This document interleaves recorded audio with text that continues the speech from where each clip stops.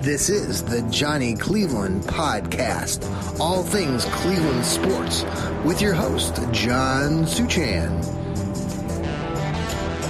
All right, hold it, wait, stop.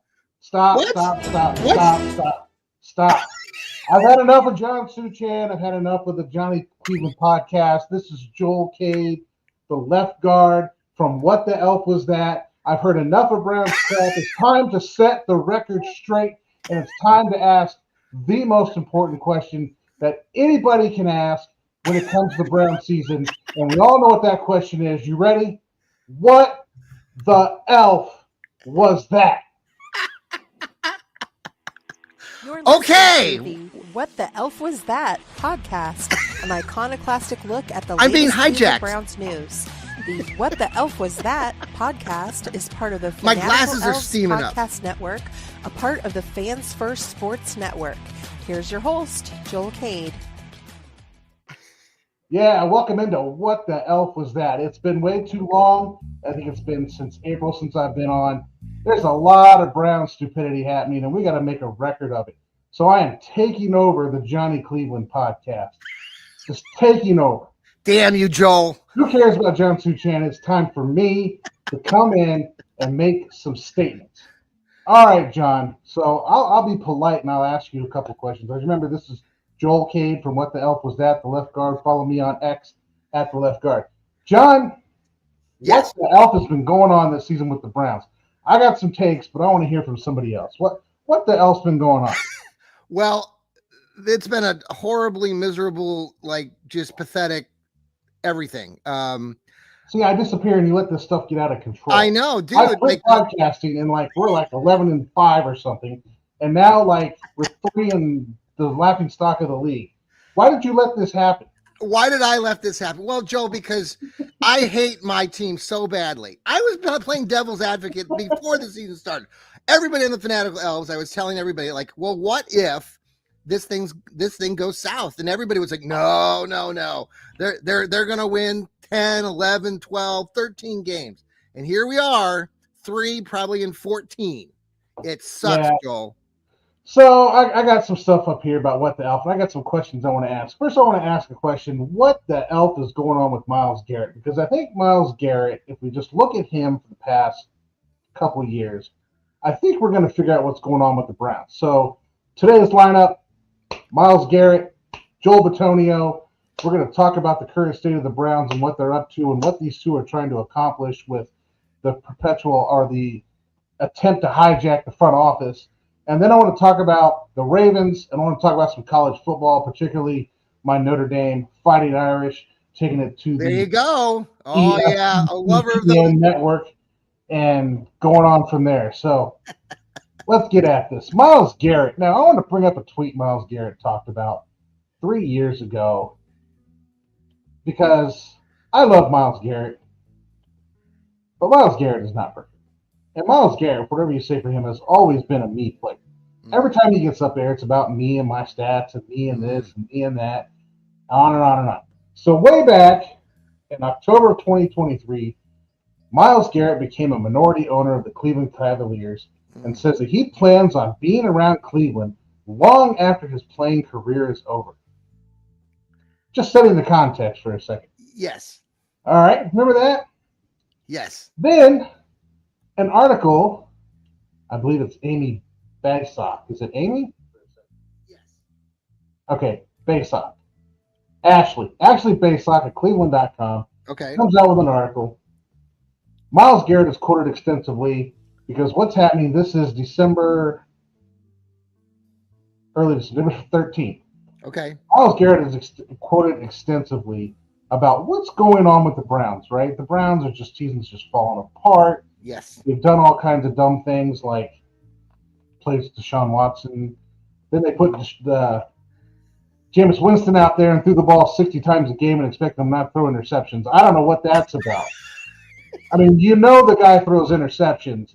If you're going to have him throw the ball 60 times a game, you can't get mad when he throws interceptions. Mm-hmm. You know what you bought when you bring in Jameis Winston. Yep. All right, so Myles Garrett is quoted as saying, hey, we've got the right people in place. I can read you the quote if you want. Mm-hmm. We've got the right people in place. Here's a quote. You've got those guys, right? They're leading the organizationally. So them being there, I think the right pieces are in place. I'll always give you some confidence. So as long as that's how it is, I want to be here and I'll be happy with Cleveland. So all we got to get headed in the right direction. We've all got to be on the same page. And until then, I'll be happy playing for the team that drafted me. Right? So Miles Garrett says, hey, yeah, I'm a me player. Great, whatever. He gets sacks. We're good with it. Then he says, hey, I want to be in Cleveland for a long time. I'm going to buy into the Cavs. We've got the right people in place. And the front office, they're all pushing in the same direction. The ownership, the front office, we're all pushing in the same direction. Yes. So what's the problem? So Miles Garrett says, as far as team-wise, no, I don't think we've been on the same page. So that's probably the majority of the dysfunction that we've seen on the field. Organizationally, I mean, the goals have been aligned all season. It's just the play and execution that has not been. Mm-hmm. Right? December 13th. This that was a recent. Yeah, that was a recent quote. I remember that. I remember who's saying that. Actually, based on Cleveland.com, December 13th. Okay. I want to go to a quote that I heard last night from Marcus Freeman of the Notre Dame Fighting Irish. He said, I'm an aggressive coach. I can call aggressive plays all day long, but unless the players go out and execute it, it doesn't mean anything. Mm-hmm. And Myles Garrett is backing this up, right? So he's telling us the coaches are all on the same page, the front office is on the same page, the players have not executed, the players are not pushing in the right direction, and he's right. Think about what's going on this season, right? Yeah. You've got Amari Cooper, whatever the heck that was, right? Yeah. What was that? What the elf was that, Joel? What the elf was going on? Well, I'll tell you what's going on with Amari Cooper right now. He was in Oakland when the Raiders were in Oakland, right? And last year of his contract, wanted a new contract. The Raiders weren't sure about it. Got himself traded to Dallas. Got to Dallas, got him the last year of his contract, wanted a new contract, started to become a problem, got himself traded to Cleveland. He just did the same thing in Cleveland that he did in Oakland and in Dallas, right? He wanted paid, he wasn't getting paid, so he forced himself out. You got Darius Smith got traded out. You've got people in the locker room that aren't on the same page with the coaches and the front office. Myles Garrett's confirming this for us right now. He's confirming it for us that the players aren't pulling in the right direction. They're not bought in. They're not sold. They're not doing what they should be doing. And then you wonder why there's a problem. And Garrett's telling us exactly what the problem is. Okay? Joel Bitonio, by the way, agrees with Myles Garrett. He came out and said, we're struggling with our identity. This is from an ESPN article published, I believe, yesterday with Jeremy Fowler. We were struggling with our identity. The players weren't executing what was called, and we really hadn't figured it out. So what's the Browns' problem this season? Is it the front office? Probably not. Is it the coaching? There's some coaching issues, I think, that need to be questioned, be asked. But in the end, the players aren't doing their part. They're just not doing their part. Then, now, is that, Joel, is that because the team just went south so early in the season that things just, I mean, when you start losing, everything just seems to be magnified? Is that part of the reason for all of this? I think part of the issue, and I kind of want to get to this later, we're going to bring it up real quick and then put a pin in it and come back, right? Okay. Part of the issue is they're catering to Deshaun Watson. This front office has come out and said everybody's going to earn everything, and then they've had players that they've not made earn everything, one being Cade York. One year they didn't even bring in competition for that guy. Yeah. And, well, we see what he's doing with the Bengals, missing field goals right and left for the Bengals. All right. So they changed the offense to suit Watson. Then Watson, I want to get deeper into Watson. Then Watson doesn't execute the offense. Either he doesn't understand it, which seems to be the talk around the league, is that he doesn't really have the shoulders up capacity to understand Nancy's offense and execute it regularly. So then the players start to ask questions, and I don't blame them. And we're going to put a pin in this one too. I don't blame them for asking questions, but the issue I've got is the next one. December 20th, 7 days later, Myles Garrett comes back and says, exact quote on this one. I'm sorry. This is what happened to go live. I got to pull up the I know. It's all good. It's all good. Thanks for tuning into the Fanatical Elves Network. And I've just been kidnapped, hijacked by Joel Cade, the Johnny. All right, I'm here. So Myles Garrett says he wants the Browns to illustrate for him Yeah. a sound plan for winning the Super Bowl. Otherwise, he's probably going to take his talents to South Beach or some nonsense. Right. So last year, he says, I want to be here. I'll be here for a long time. I'm buying into the Cavs. Last week, or 13th, all right, the players really pissed the pooch on this one. And now, a week later, he's sitting there saying, well, the ownership needs to be accountable to me and tell me what's going on. And then the question is, what happened in a week? In a week? Well, I think we've got the answer to what happened in the week. I'm going to point this answer out to you. Myles Garrett got advice from LeBron James about speaking up, heard from the Browns front office that his might want out unless they show him a blueprint for winning remarks. So now you've got LeBron James coming in and poisoning the well in Cleveland.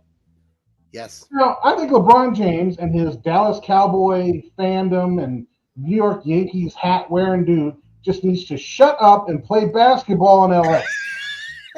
Okay?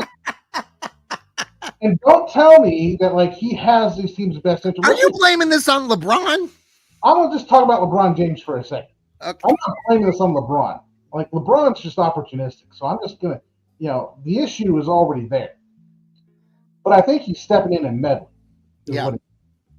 Right? And like, there's an issue, and I think Garrett's frustrated and he wants to address it, which I think we'll get to rightfully should need to address it. But LeBron's now meddling. Like, hey, Miles, get in there and, like, tell them that they're accountable to you. Just like he did when he won a championship in Cleveland, right? Yes. Then I want all my guys paid, then got mad because the ownership has no financial flexibility because they paid all of his friends, and then he leaves for L.A. Mm-hmm. Okay? Then what's he doing in L.A.? He goes out to L.A., he wins a championship, good for him, right? Then what does he do?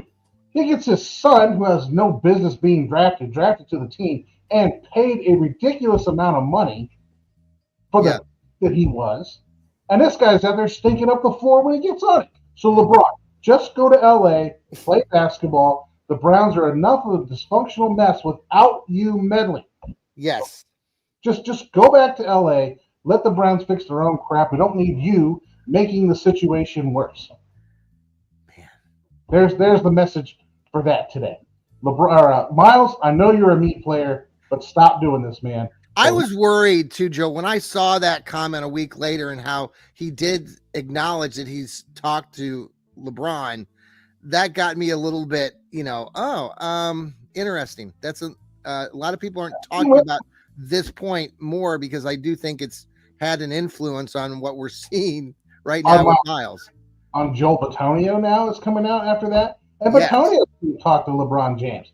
And now he's out here. Well, the ownership needs to show me something or I'm going to take my talents to South Beach. Actually, he just said he was going to retire. But, I mean, you could just let me ask you this because we've talked about this on the show, but we've talked about this in the Fanatical Elves quite a bit. I know Steve Gill's mentioned this a couple times, with our, and, we're out spending. Our owner is spending money. Jimmy Haslam, the Haslams are spending money. We're spending $40-50 million more than most teams. Where do you fall with all that? I mean, obviously, I think that's a good thing. I don't think a lot of people understand that, or people that follow the Browns think that the Haslams. Some people just hate the Haslams just because. But you can't hate on the Haslams. The Haslams are doing what Edward DeBartolo did with the 49ers in the 1980s, and I think that's what's causing them some problems with these players.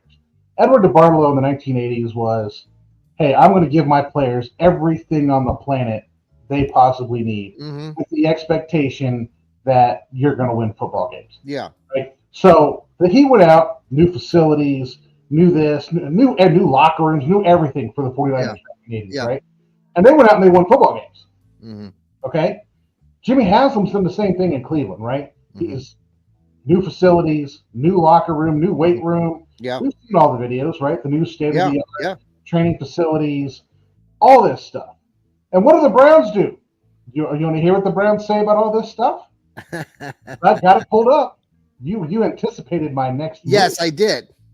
So let's look at the NFL Player Association team report cards. Now, if you don't know what this is, this is where the players come out and they rate things on their team. So they have treatment of families, nutrition, weight room, strength staff, training room, training staff, locker room, let's look at the 2023 and 2024 report cards. Now, mind you, between 2022 and 2024, the Browns completely overhauled their locker rooms, weight rooms, training staff, anything you can think of. Yes. Like, it is state of the art. They are currently buying out the area in Berea there to expand the training facilities to make them better. Jimmy Haslam has poured so much money into this team, it is ridiculous. They spend $50 million over the cap every year. Just go read Jack Duffin on the OBR. Good stuff. $50 million over the cap every year in a sustainable way. They are outspending owners like a madman, is what the Haslams are doing. All right, but let's see. All new stuff. So how do the Browns players rate it? In 2023, treatment of families. Cleveland Browns players rated that as a C. Yeah. 2024, after everything's been completely redone, Cleveland Browns says the treatment of families, Cleveland Browns players say the treatment of families are a D-. Okay? So it's gotten worse after you've done everything to make it better. My favorite one is the weight room and staff strength, right? Strength training staff. Cleveland Browns in 2023 rate the strength staff as A+. A+, okay. A+. Training room as B+, and training staff as an A. Okay. 2024, after everything's completely redone, they come back with nutrition, dietary staff, which is part of the training staff, a C+. Okay. So apparently they got worse after they redid all the facilities. I know where this is going. The locker room is now a D+. From the previous year of the locker room, which is it was like A, right? Or B. Locker room in an A-. Yeah. Now it's a D+ after it was completely done. Yeah. And the training room went from a B+, completely redid it, and now it's a C-. Yeah. The weight room in 2023 was rated, let me get it right, as a B. The weight room, after they could remember, they had them out in the gym and they had practice fields. So they redid the whole thing and put them back in the gym, and it went from a B to a D. All right. So what is happening? What is happening with the Cleveland Browns players? Right. You go through all these things. You look at all the facilities. You look at other teams' facilities. Like, I live close to Cleveland, or not. I live close to Cincinnati. Right. Right.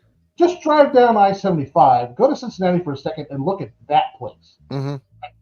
They have to walk across the street to go to an outdoor practice facility. There's no indoor facilities down there. Yeah. Their locker room is the same locker room they have in the stadium. The facilities are terrible. But the Bengals players, if they want to rate their crap, which is terrible, look at this terrible stuff. Let me pull up the Bengals report. It'll just make you laugh. The Bengals, F-, F-, D+, but when the training room is a B+, plus for the training staff and the weight room, that's in 2024. They're the ones with the F- stuff. Like the Brown stuff is like top of the line. So what's the deal, Joe? What's going on there? All right, let me get to my point. The Browns are spoiled. You got some players that are spoiled, right? If you give your kid everything and you never discipline them, what happens? They become brats. Then they start complaining. Yeah.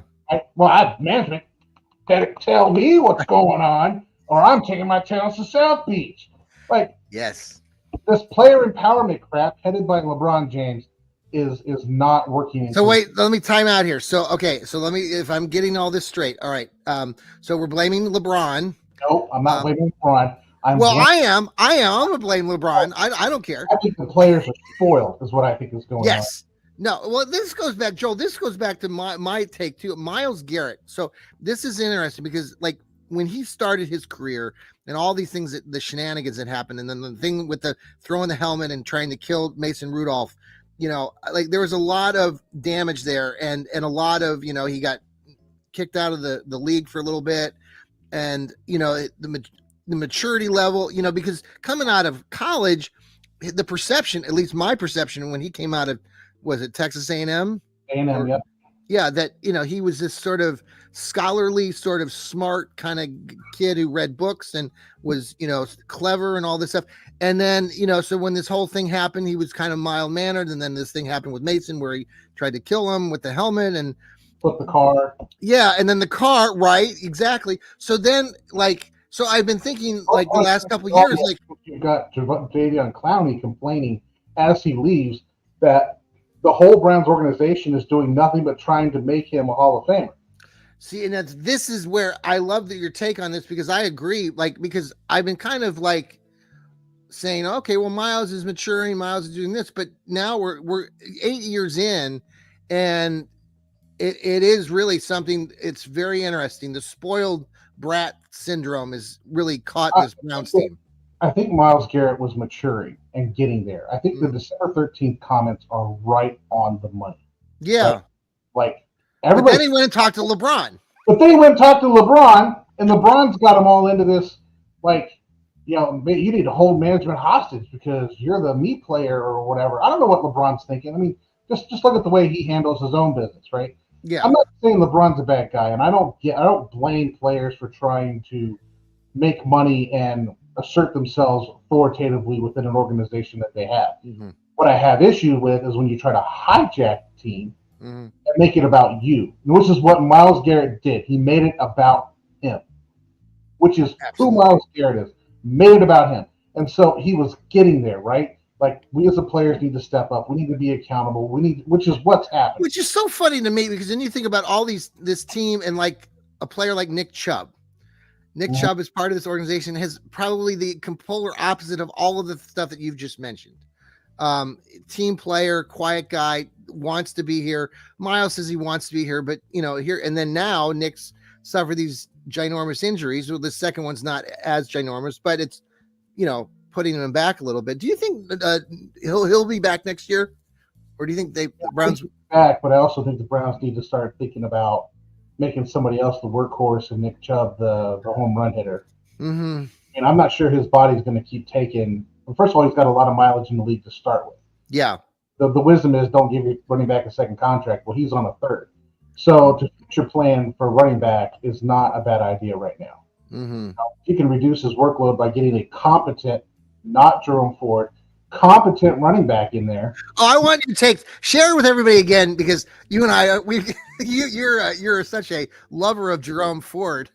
Yeah, I don't know why we would think I love Jerome Ford. I mean, you might as well have the three blind mice back there playing running back for Jerome Ford. I mean, this guy started at Alabama and then had to transfer to Cincinnati because he wasn't going to play, and then we drafted him out of Cincinnati.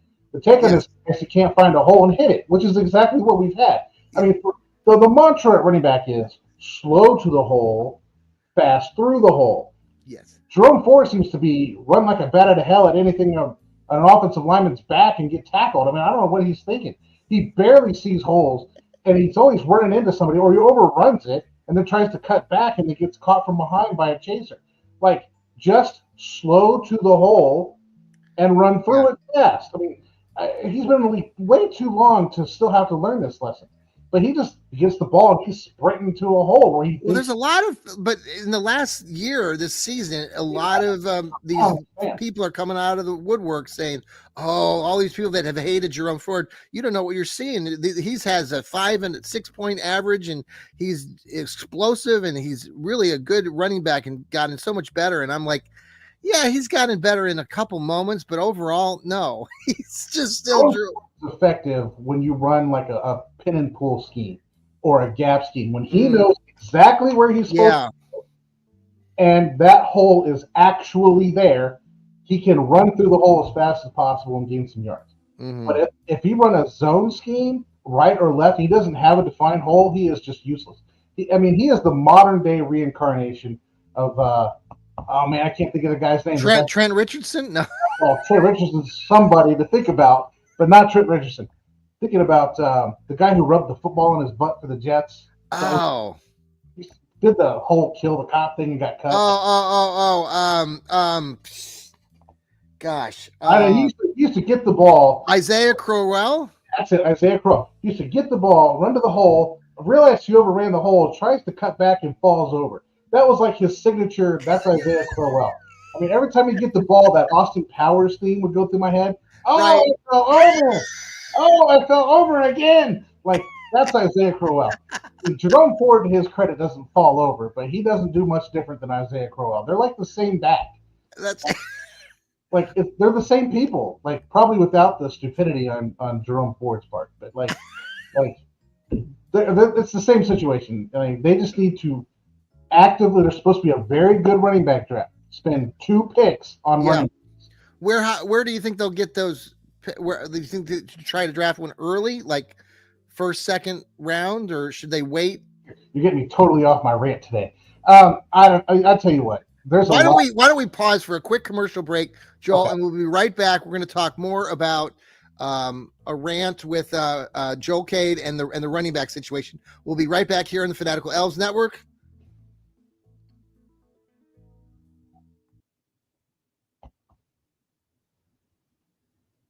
And we're back. Thank you so much for joining us.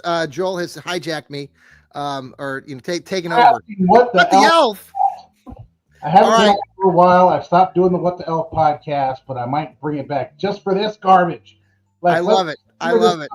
So you asked me about the draft. Okay, I'm going to pause on the draft just because I think left tackle is a position you have to address. Quarterback's position you have to address. If we're going to address all this stuff, you have to first answer the question. I want to get back onto my agenda. First, the question that Joel Bitonio and Myles Garrett are correctly upset about. Okay, I know they're upset. I think they're handling it wrong by going to the media and trying to hijack the front office, which is dumb. They need to tell LeBron James to just, take his talents to LA and stay there. Now, what are they upset about? And I think they have a legitimate right here. The Browns got away from their identity this season. That's what they did, right? They spent 5 years making themselves out to be a specific kind of football team, one that has been known to be successful in the NFL. A strong defense and an outside zone run scheme. We've seen the 49ers, the more recently the Lions, the Vikings, all take on this approach. I would say the Jets, but they're the Jets. Like, if there's any organization that's worse than the Browns, it's the Jets. Now, always the Jets. They've spent the whole time doing this, and they got a quarterback they thought, okay, he's mobile, he can make the throws, we're going to put him right into our system. The problem was Deshaun Watson could not understand the system. And that he's an idiot. On top of that, on the outside stuff, whatever stuff let's not even talk about all the stupidity he does off the field. On the field, he's not grasping the Stefanski offense. No. Doesn't know who should be open when. He's like he rolls out blind and starts looking down the field for somebody because he hasn't grasped the concepts of what's actually happening here, which makes him late on throws, which puts him susceptible to get sacked, which is what we've watched. He needs a receiver to be wide open so he can hit that guy open. He doesn't anticipate and he doesn't throw in rhythm. When you have an outside zone offense, which is based in part on a West Coast offense, which is a rhythm, timing offense, we have seen the disaster that it becomes. Okay, and what the Browns tried to do to fix it this year was they tried to get rid of that offense, implement Ken Dorsey. Is that it? Ken Dorsey's offense. Yep. By the way, got him fired in Buffalo because it didn't work in Buffalo. Yep. And they brought him in here, and it didn't work here, and Deshaun Watson still couldn't understand the concepts.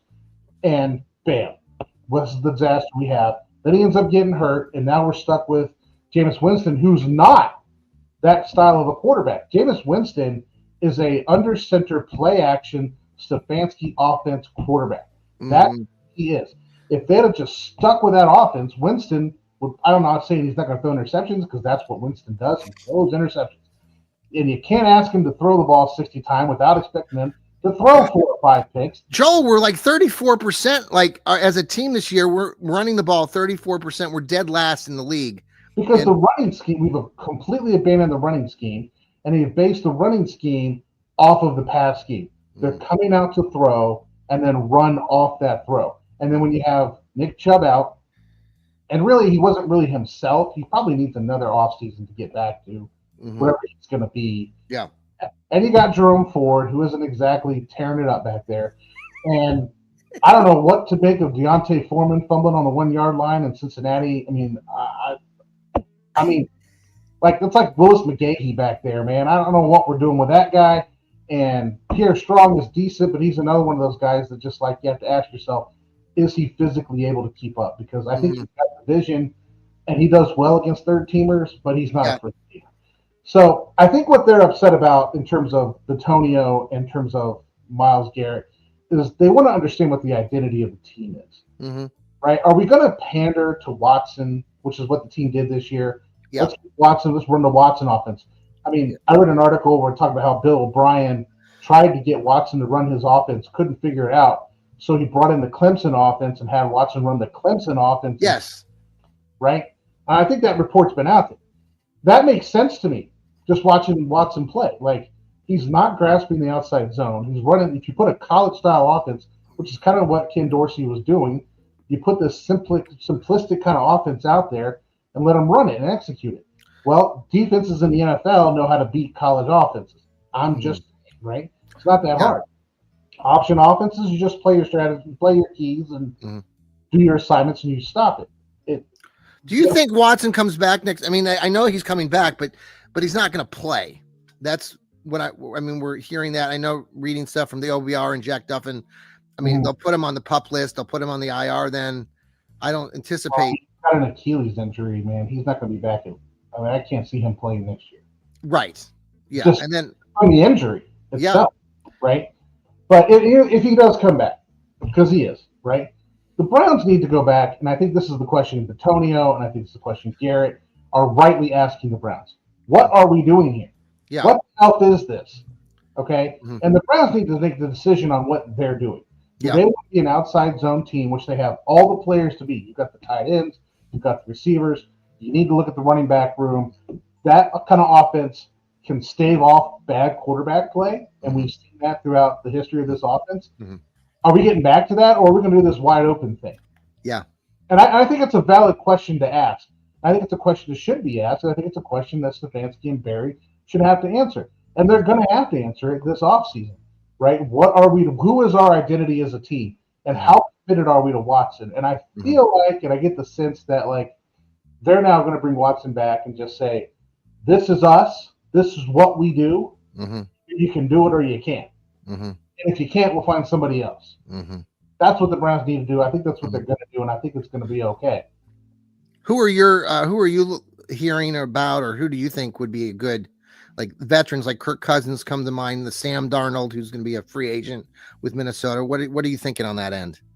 I don't think Sam Darnold gets out of Minnesota. I watched that clip of him going to that locker room and those players just picking them up and carrying them around. Right. I find the GM there, and I think that was a former Browns guy. It is. I think he's smart enough to realize you just can't let Sam Darnold leave the locker room. So Sam Darnold's not going to be available. I wouldn't touch J.J. McCarthy. I mean, NFL's a heck of a lot harder when you don't have a choose. Absolutely. I don't know what the infatuation is with this kid. I'm sorry. When you don't know what the play is or the defense that's coming, football's a lot harder when you actually have to figure it out on the fly. Yeah. I wouldn't touch that kid, just personally. Yeah. Now, I don't know. I mean, Kirk Cousins might be an option if you're bringing a veteran. I think you need to find at least a new project. Yeah. In the draft, you can't run with Dorian Thompson-Robinson. That crap's not happening. You can find. I see more better high school play from quarterbacks. I mean, he just looks completely lost. You're going to keep Watson in the room. You need two other people in that room: a veteran to teach Watson how to play football, and a rookie that can take Watson's place when he leaves. That's the things that you need in that. Is there a quarterback in the draft that you like? I haven't really looked at him, to be honest. I mean, I'm scared of Cam Ward. Me too. He looks like another one of those guys with a big arm that can just rely on his arm to put that ball in places. I mean, you might as well just re-sign Jameis Winston if you want to put that out there. I don't know. I don't like. I'm not real up on Shador. I'm afraid of what Dion will bring to the table. Yeah. I mean, I think LeBron. You don't see this whole issue, everything we've talked about, you think Stefanski's the guy still, right? I like Stefanski. I mean, he's not a player's coach by any means. He's not a player's coach. He's not going to be in there they're not going to pick him up and carry him off the field. But you don't have to have that guy. You Yeah. just need a guy that can competently call a game and run a game, or at least supervise the people calling the game, which I think Yeah. Stefanski does. He's aggressive, which is what you need. He's Mm. on top of the clock management, which is what you need. Rarely does this guy make a mistake in game management. He has, but it's not gotten better. it's not egregious, right? But now he's not doing the play calling. Supposedly, Ken Dorsey, and a lot of people have been clamoring about that because it was kind of a quiet shift in that article that you referenced earlier. How it wasn't like announced; it was announced publicly, and the players didn't. My thought on that is, I think at that point the Browns knew their season was over. Yeah. Whatever game that was, he started making the play calling. They knew they were done. And I think what they just said was, here's your chance to try out because we're getting rid of you at the end of the season. This is your chance to make a case for yourself to get a job next year. So they get rid of Ken Dorsey then at the end of this season. That's your prediction.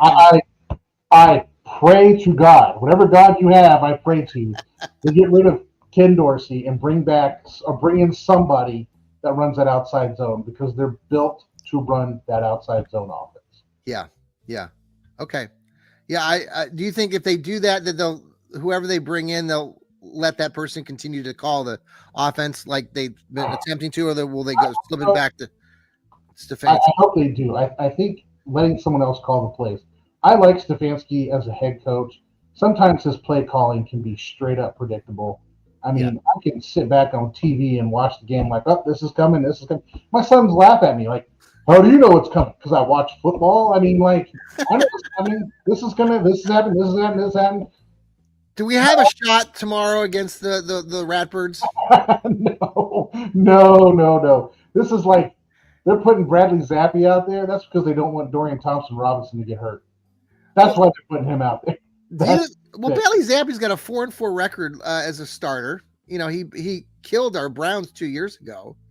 I mean, he looked pretty good when he came here to Cleveland. He wouldn't have been on waivers, and they wouldn't have put him on the practice squad. Somebody would have had him. So I have a contention with the whole 19-20 point spread in this game. I can't fathom the Browns being a 19-20 point underdog. I don't know if you've seen that, but they were never even that big of an underdog in 2016 or 2017. So I'm the only guy here in the Fanatical Elves that disagrees with everybody else, and I'm taking. I think the Browns will cover that. If I was a betting man, I'd take the Browns to cover that too. Okay, thank you. Why, Joel? Tell everybody why, because I've looked back at all these other games, and yes, I know that the Browns suck this year, and I know that the Ratbirds have scored 30-plus points over the last 5 or 6 games. I get all that, but we also beat the Ratbirds earlier in the year, and it's an AFC North Central game, AFC North game, and I think that, despite, the Browns are going to lose, but I think that they're going to cover. But what's your reasoning? So the Browns come out playing tough. They do. Regardless of what you think, they come out playing tough. Mm. With the offense scoring 9 points or 16 points or whatever it was in the last 2 games, something pathetic, right? The defense has been on the field a long time, which has led to those high scores. Okay? I don't expect much to change, but I do think the offense will be more effective under Bradley Zappi, mainly because the Ravens don't have a chance to, scout him, or they have some tape on him, but that's what I was saying is that they don't have a lot of material. Yeah. And I think they know they're going to win this game, so there's probably going to be some let off on the Ravens. I know they have to win the game, but they're going to walk in there thinking we're going to win this game. Mm-hmm. We just need to kind of go through the motions and make this happen. So if there's a chance for the Browns to surprise, it's Saturday. I just don't see that happening. I think the Browns have waved the white flag. You got so many people on the Browns not playing. But the good news is, let's say, you got Denzel Ward out. The good news is that the Ravens only have one wide receiver to begin with, and that's Zay Flowers. Everybody else is just trash, right? And the other play they have is a tight end. But you've also got, name is escaping me. Guy with 100 tackles. Safety. Grant Delpit. You got Grant Delpit. Grant Delpit, how does this guy not make the Pro Bowl? It's because you're so interested in everybody else on the team that you don't see the kind of season this guy is having. Mm-hmm. He's a monster up there. Mm-hmm. He's in the box. He blitzes. He gets sacks. He's got 100 tackles. And that's not because. Was he a reserve? Did they name him as a reserve? I didn't look at it too hard, but okay. He didn't make the Pro Bowl. It's something. It is something. That's something. I get JOK. He's been hurt. That's another guy I think should always make the Pro Bowl. phenomenal. Myles Garrett probably made the Pro Bowl. Wasn't it Garrett and Ward that made the Pro Bowl? Yes. Okay, Yes. that makes sense. But, I mean, they don't do that stuff by themselves. There are other people out there that do things to make this team a winner. Yeah. Yeah. I So mean, what else do you hate about the Ratbirds? Just, since this is you since I haven't talked all season, I got to talk about this guy that went out and just looking for a fight. Okay? I got a personal story about this. I've been to Baltimore 3-4 times, and every time I've been there, somebody's tried to start a fight with me. It's stupid. Like, that guy is not isolated. That is like a typical, like, Ravens moron out there, right? You go into the bathroom, there's all these Ravens fans, and they start screaming at you because you're a Browns fan. Yeah. I'm like trying to take a piss, telling these people, I get you're mad. You used to be us. You're jealous. You still want to be us. But come on. And then we're leaving the game, and that there are crowds, like gangs of people walking up to Browns fans trying to, like, push them, hit them, start fights and crap. Yeah. You can get to the stadium from the homeless people walking across the highway trying to get. I mean, I think that guy is probably the one guy he probably wouldn't. Nobody would have done anything about it had it not had it on video, and they would have catch him and do something about it. But that is not an isolated incident in Baltimore. Like, don't go to Baltimore to a Ravens game. It's not worth your health. No. I have a black sash in Kung Fu, okay? There's a big Kung Fu tournament that goes on in Baltimore. It's called Guoshu. Okay. You go to Guoshu.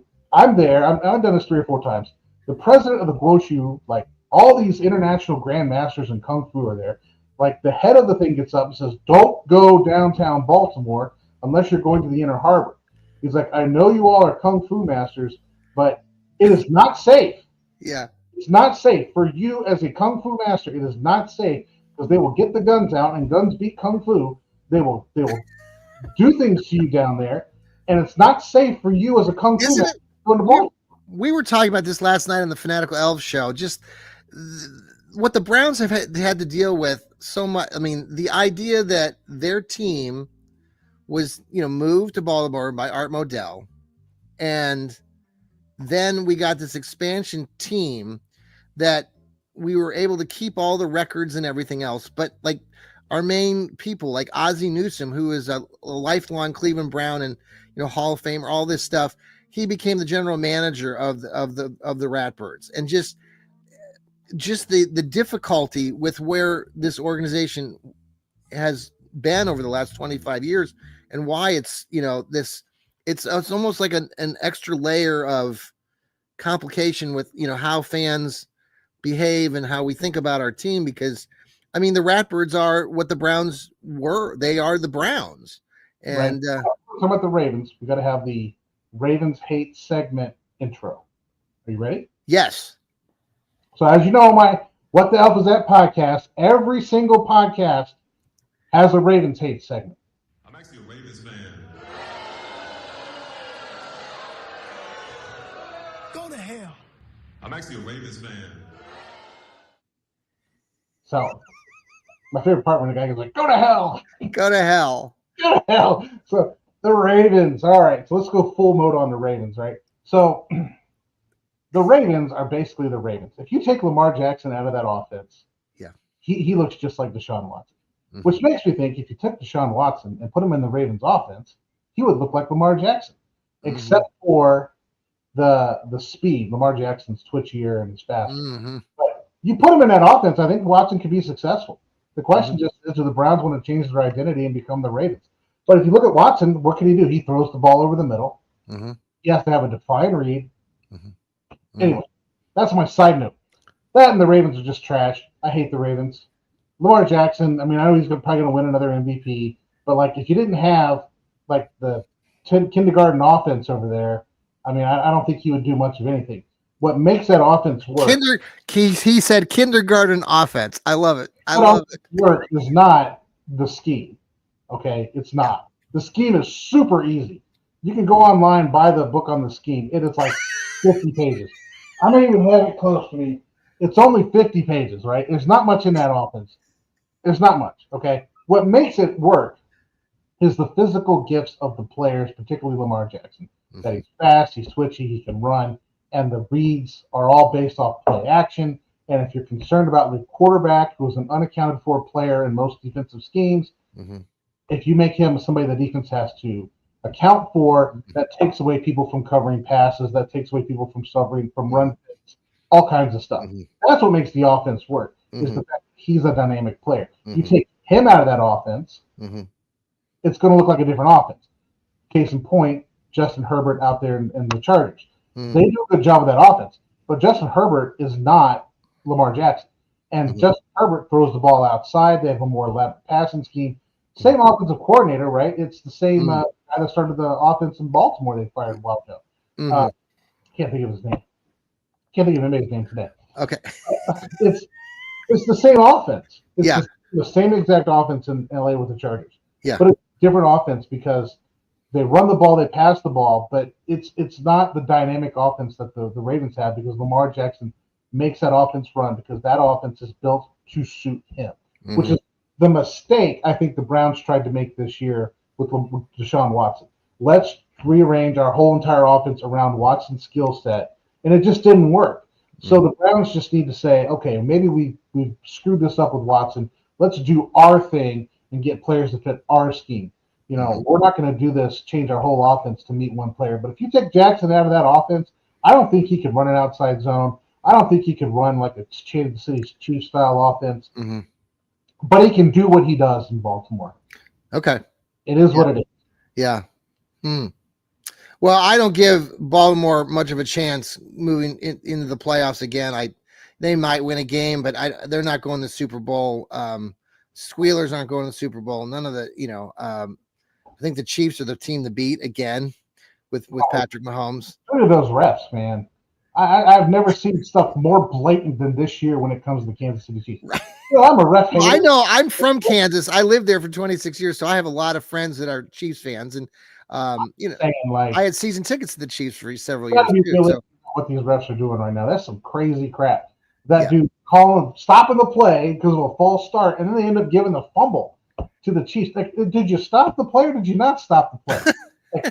And I know Bengals fans are upset about that pass interference, but that was pass interference, so you guys can go like. Well, now the Bengals are about the only team that can beat the Chiefs, I think. Then that'll be interesting to see what happens tomorrow.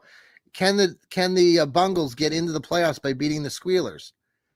One, I think they can beat the Steelers. I would take the Bengals. Like, I have a pick'em league that I'm in. I'm taking the Bengals to beat the Steelers. Are you really? Is that game in Pittsburgh or is it in Cincinnati? I think it's in Pittsburgh, but I still think they can beat the Steelers. Okay. The reason I think they can beat the Steelers is that the Steelers offense can't keep up with the Bengals offense. Yeah. The offense is not the best. They play defense and run the football. I think the Browns. What happens next year in Pittsburgh? Go ahead.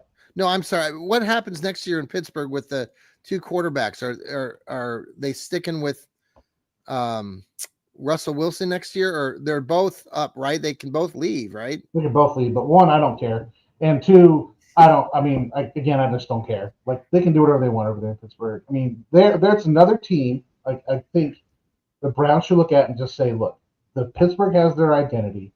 They run the football and they play action pass. They have their team is built around their defense. That is a zone blitz defense. They attack on first down to set you back behind. They have an identity. We know that they have a trash collector in TJ Watt. You know, I mean, we've seen the stats. One-on-one, he's basically useless. But if you have a strong defensive line that can push him out, push a quarterback out of the pocket, Watt can clean up the trash. I've been saying that for a long time. Years. I know. 5 years. So when he leaves, they'll get another person to clean up the trash. It's just the position. They put Highsmith or Hightower, whatever that guy's name was, over on that side one time, and he got a bunch of sacks. Right. You know, it's the defense. The Browns need to do that. Need to have an identity and play that identity. I think the Pittsburgh, they're a good team because even though they have bad quarterback play, they continue to be who they are. So what's the Browns' identity moving forward? Where do you want it to go back to? Or what? I want it to be that outside zone play action offense. That's what I want them to do. That's what they're built to be. That's the only thing Wyatt Teller does. I mean, why you would put an offense out there that passes the ball and put Wyatt Teller in there who can't pass block? That's not giving him a good position to be in. And if you look at the sacks the Browns give up, most of them come over Wyatt Teller. Not saying he's a bad player. Yeah. It's just that he's built to do a certain thing. He's very good at outside zone blocking. He's good at inside zone blocking. He's good at zone blocking. Put him out there to zone block. You know, let's Uh-huh. just go back to what we're built to be. Okay. You know, stop trying to be something we're not. And I think that's the question Myles Garrett's really asking. Joel Batonio is asking, and that question needs to be asked. I think they're going about it the wrong way by listening to LeBron James, but they do need to be asking the question.